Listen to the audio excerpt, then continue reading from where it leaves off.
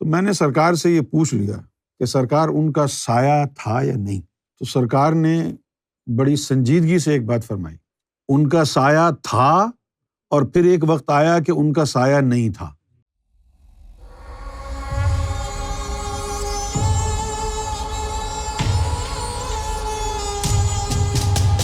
میں یہاں انگلینڈ میں تقریریں وغیرہ کرتا تو لوگ مجھ سے سوال کرتے تھے، تو ایک نے مجھ سے سوال کیا تو میں نے کہا جی میں پوچھ کے بتاؤں گا۔ تو میں نے سرکار کی بارگاہ میں یہ سوال داغ دیا، میں نے کہا کہ سرکار یہ فرمائیے کہ حضور پاک جب دھوپ میں چلتے تھے تو آپ کا سایہ ہوتا تھا یا نہیں؟ اچھا میں تو بریلوی عقائد کا تھا تو میرا تو یقین یہی تھا کہ ہوتا ہے، یعنی ہمارا تو یہ ایمان اور عقیدہ تھا نا کہ حضور کے بارے میں کچھ بھی کہہ دو وہ حق ہے۔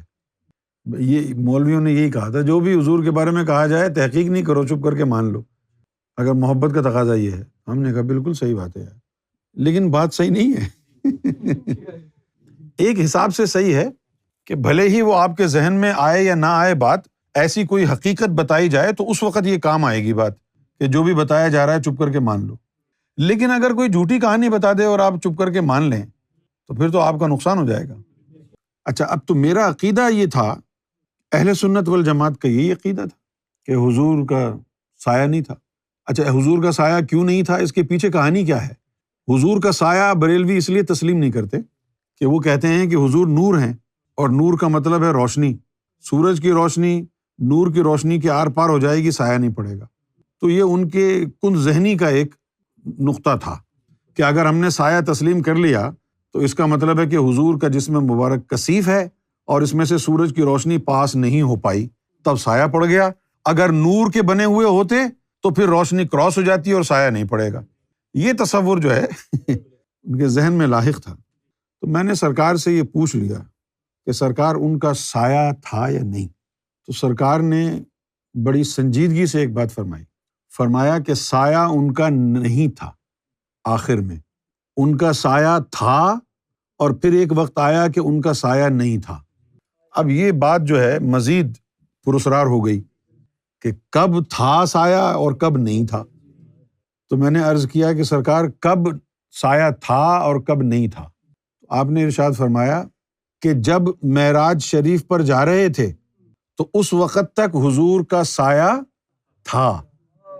جب معراج پر گئے اور حضور صلی اللہ علیہ وسلم کا جسم مبارک اللہ کی قدیم انوار و تجلیات اس جسم کے آر پار ہوئیں، تو پھر ہر طرح کی جو جسمانی جو بھی آلائش ناسوت کی وجہ سے آ گئی ہوگی وہ سب ختم ہو گئی، اور سرکار کے الفاظ ہیں کہ جب حضور کے جسم مبارک کے آر پار ہو گئیں اللہ کی قدیم انوار اور تجلیات، تو سرکار کے الفاظ ہیں تو پھر حضور اس طرح لافانی ہو گئے جیسے اللہ ہے۔ میں تو ان الفاظ میں کھویا رہتا ہوں کہ حضور اس طرح لافانی ہو گئے۔ میں نے الیاس علیہ السلام سے پوچھا کہ مجھے یہ بتائیے کہ یہ جسم سمیت معراج کرانے کا یہ خیال کب آیا تھا اور کیوں آیا تھا؟ آپ کو تو پتا ہوگا۔ انہوں نے کہا کہ کوئی اور بات کرو، چھوڑو۔ میں نے کہا کہ جو بات کرنے کی ہے وہی کریں گے نا، اب آپ بتائیں۔ تو مجھے وہ کہنے لگے کہ جو تیرے دل میں بات ہے اس کی تو تصدیق کرانا چاہ رہا ہے۔ میں نے کہا بالکل۔ اچھا تو پھر ان سے جب پوچھا میں نے اور انہوں نے بتایا، تو انہوں نے یہ بتایا کہ یہ ڈیسائیڈ ہو چکا تھا کہ حضور پاک صلی اللہ علیہ وسلم کی عرضی ارواح امام مہدی کو دی جائیں گی۔ تو جب یہ ڈیسائیڈ ہو گیا تو پھر اللہ نے معراج کا کانسیپٹ شروع کیا کہ اس بہانے سے بلائیں، بتائیں بھی نہ، اور ذاتی قدیم تجلیات اس جسم کے آر پار کریں تاکہ تاب آ جائے، کیونکہ انہی عرضی ارواح نے امام مہدی کے جسم میں آنا ہے نا، قدیم تجلی سے ان کا غسل ہو۔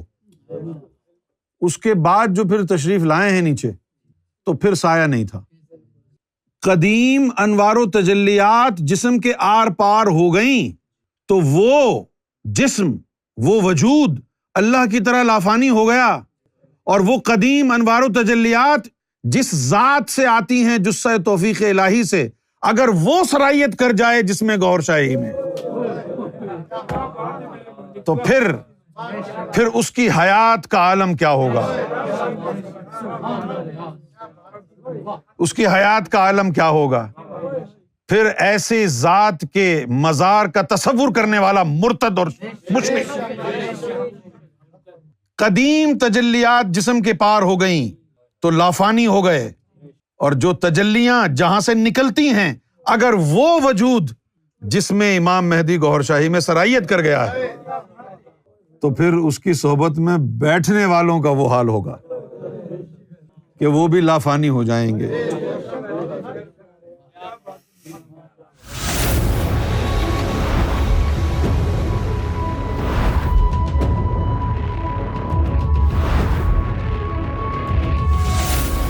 Amra TV, the place to connect with God.